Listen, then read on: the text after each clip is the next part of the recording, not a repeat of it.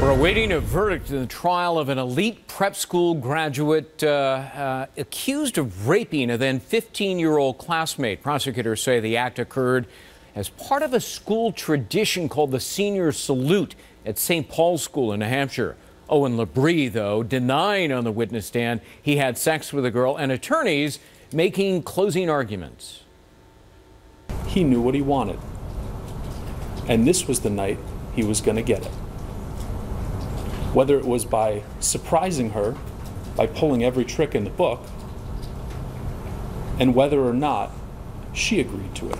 You heard testimony by both of them of kissing, hugging, rolling on the blanket, clothes coming off, and also that bra and underwear never came off. Joining us now, Robert Bianchi, criminal defense attorney, former head county prosecutor. Anna Yum is a defense attorney and former prosecutor. Good to see you both. Hey, Greg. Nice to see you, Greg. It's a he said, she said, because there were no eyewitnesses, but there was a pivotal key witness who took the stand, a school nurse. It turns out that the accuser, a couple of days after the alleged rape, went to the nurse for a morning after pill. The nurse said, "Was it consensual sex?" And the accuser said yes. Anna, does that equal reasonable doubt? I think it does, Greg. Look, I handled a rape case in which the alleged victim in my case admitted to lying about something in the course of the investigation. And that was a main turning point for the jury, because if she lied about something like that, what else was she capable of being untruthful about? And I think this is going to be a main issue for the jury to wrangle with. If she lied about something like this to the school nurse, then how can we tell that what she's telling us on the stand is the truth? Yeah, it's the old, were you lying then or are you lying now in the closing argument? Right. Every lawyer uses that. Bob, let me go to you. Interestingly, in this day and age of social media, it's often the emails and texts that tell the true story. After the alleged rape, the accuser sent the defendant several emails calling him an angel and a bunch of casual banter punctuated by ha ha ha, ha ha ha. I'm not doing it justice, but look, what about that, Bob? Yeah, Greg, listen, what prosecutors do when we construct cases, and for 26 years of doing this, is look at conduct both before and immediately after the incident.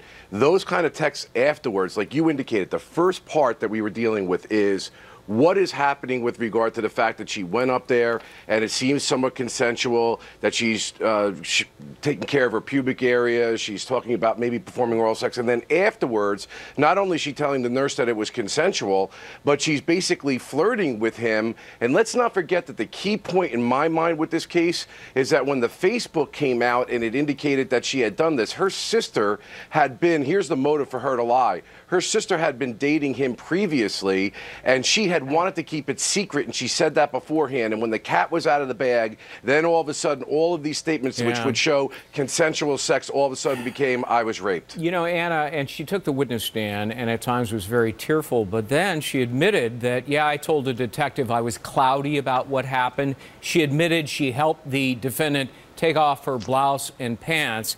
And then she admitted she told a friend, quote, "I think I just had sex with Owen." Question by the friend, "Did you want it?" Answer, "I don't know. I have no idea." I mean, it's almost as though, in her own words, she's exonerating the accused. That's right, Greg. These are all building blocks for the defense attorney to have argued in his closing argument about reasonable doubt. These are actions. These are words that are not consistent with someone who was allegedly sexually assaulted. Now, this alleged victim said that the reasoning as to why she was flirting with him via Facebook messaging after the fact was because she didn't want to offend him and she didn't want to come across as inexperienced. But if she really was sexually assaulted, why would you be so concerned about offending someone? I mean, these are actions that are not necessarily consistent with what you consider common sense, and the jurors are going to use their common sense when they're deliberating back there. Yeah. You know, Greg, I would just add to that, and I agree with Anna with this, that she also indicated that during the encounter itself that she was laughing and she was giggling. And remember the law here. The law is that he had to know she wasn't giving consent. Yeah. So this is a major issue. It's a not guilty on the forcible rape. It may be either a hung jury or a guilty guilty on the statutory rape. And this is the reason why when he took the stand, he, in my opinion, may have been gilding the lily a little bit by saying, I didn't have sex with this woman at all, because he knows he can go down on that misdemeanor charge. Everybody gilds the lily, including the lawyers and the witnesses and, you know, just about everybody gilds the lily in a court of law. The absolute truth doesn't exist. All right, Bob Bianchi, Anna Yum, good to see you. Thank you so much. Thanks, Greg. Nice to see you, Greg. Thanks. Yeah.